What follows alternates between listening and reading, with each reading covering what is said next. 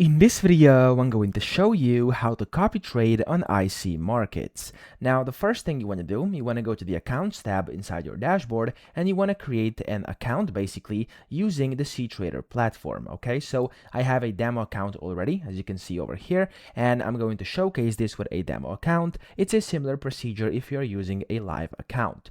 Here, you can just click on open a new demo account and then create a CTrader one by selecting CTrader, basically filling these fields out and clicking on proceed, and you'll be able to get access to your CTrader account on IC markets. Okay, now once you have your account over here, then you want to go ahead and go to downloads here on the left, and you want to scroll down a bit until you see CTrader, and you can either download it to desktop, or I'm just going to use the web version because I do think it's quicker to set up.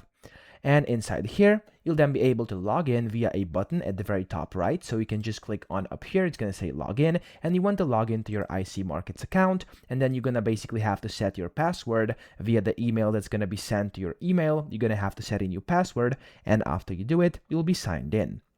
Now, to actually copy trade over here, click on copy at the left hand side.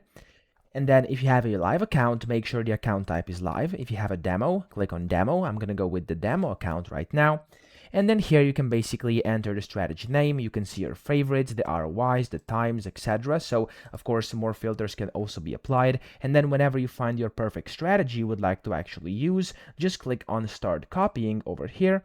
You're going to have to set everything up over here. So make sure you actually read through this and actually select the correct accounts and the correct amount, and then click on start copying.